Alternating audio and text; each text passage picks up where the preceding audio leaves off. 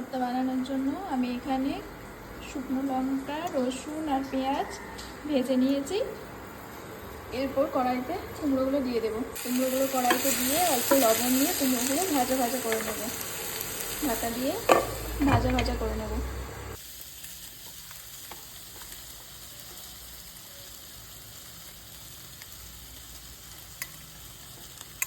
সব কিছু ভালোভাবে মেখে নেব।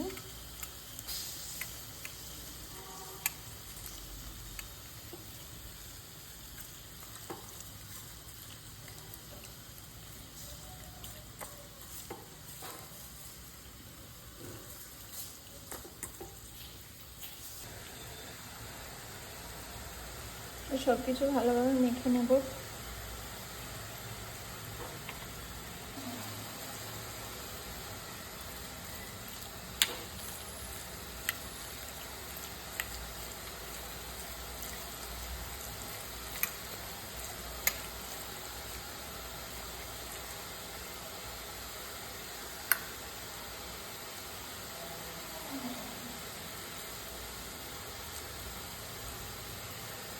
রেডি আমাদের কুমড়ো ভর্তা।